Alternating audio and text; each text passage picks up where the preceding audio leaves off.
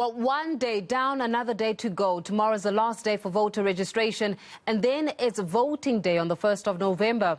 As things stand, the IEC website tells us that there are over 25.7 million registered voters. Earlier, there were reports of some technical glitches while protests disrupted registrations elsewhere. So let's find out exactly how things fared on the first day of the voter registration weekend with IEC Deputy Chief Electoral Officer Mawethu Mosiri. If those glitches were fixed, and also just to get a day as a wrap of how proceedings went. Mawethu, thank you so much for your time this evening. I know that during your media briefing earlier, you were quite relieved and also perhaps quite proud that you saw about 104,000 South Africans registered to vote within the first few hours of voter registrations being opened. However, when you do a recap of the day, including some of those glitches that were reported, how do you think all things fared? Good evening, Faith, and your viewers. It is indeed a successful day. It has now concluded across all municipalities in the country.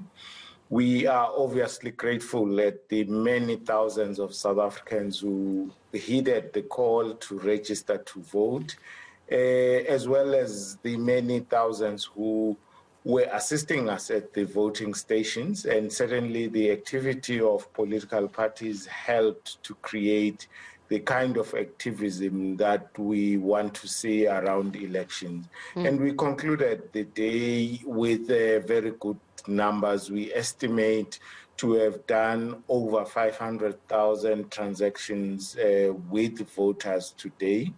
And some of those came through our online system, which was close to 30,000 people who registered through that platform.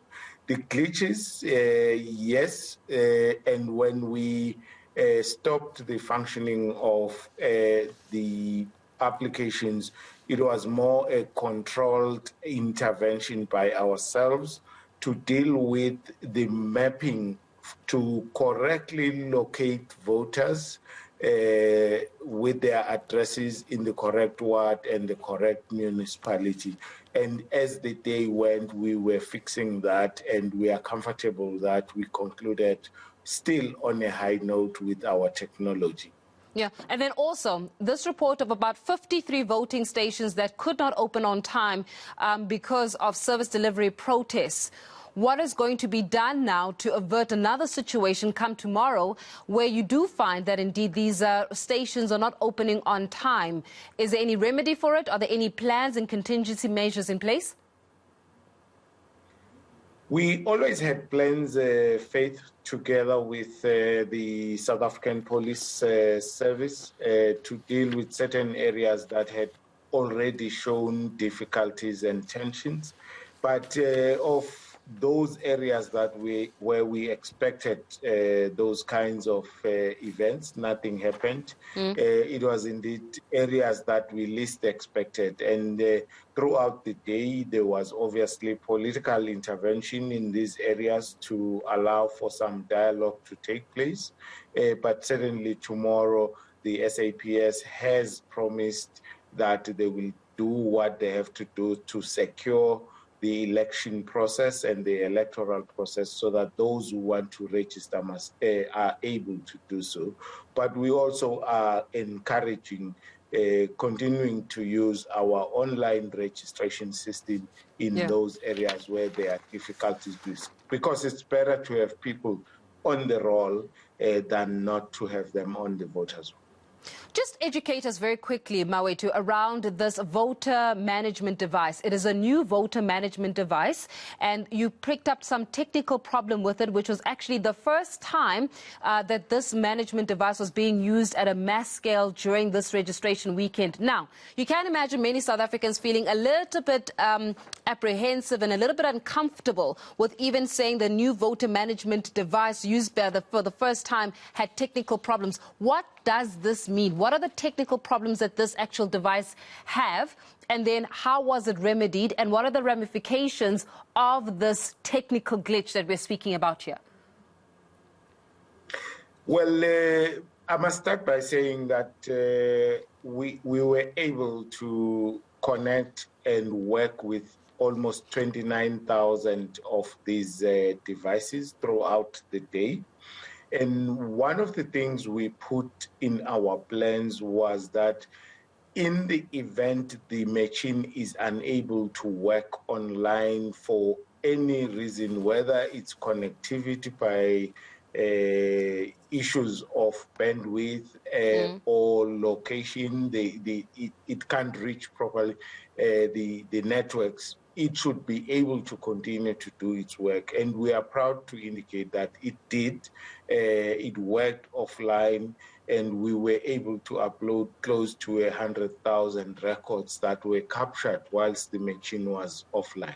Why we brought it offline is what I indicated earlier on, where I said the mapping elements of this machine were carrying too much load, and we were fixing the load that it was carrying, and we have minimized the load for tomorrow and increased their capacity to interact with the mainframe of our mapping applications in the device. Yeah. How do you think the IEC is faring in enhancing voter education? You know, we're having a conversation with a political analyst, Ongamamtinka, a little bit earlier on around political socialization, particularly amongst first-time voters. Now, it's your responsibility as the IEC to push ahead when it comes to campaigns that encourage awareness around voting, not for a specific political party, but just voting. But if you've got your first-time voters saying, we don't even know who we're going to be voting for, I'm going to question your effectiveness of the campaigns and the effectiveness of your messaging in encouraging particularly young people to put the X on their political party. How do you think you guys are doing in that regard? We think we're doing fairly well. We've approached that particular responsibility of ours from different platforms. One of those was working with the Department of Basic Education in terms of the curriculum on civic education, civic responsibility. And we had a number of sessions during the month of April, May, where we were just focusing on that. And then we've worked also with the tertiary institutions, particularly all universities in the country, through their university structures, and we've worked with university colleges on the same basis. But then our whole messaging campaign for these elections is slanted towards young people and doing interaction also in radio programs where they are usually found, but also we've gone further to go to the social media platforms to reach out to young voters. But when I listen to your statement, they know there's an election. They know they have to participate in the election. What is missing is deciding on who to vote for, and knowing that political parties are actually kicking off their campaigns.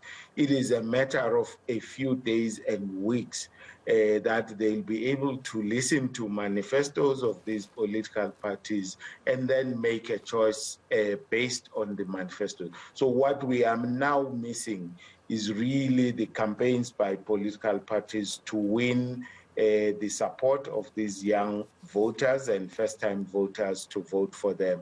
And we encourage them that please go out to all the campaigns if you want to. Don't go to one political party, so that you get an insight on who promises what you prefer for your community, which we've emphasized in our campaign message, that it is the vote that you cast on this day is not for personal benefit. It is a vote to benefit your whole community. It's in the community interest also how you vote. So those are the kinds of interventions and the things we're looking at as we go, being the Electoral Commission. Yeah.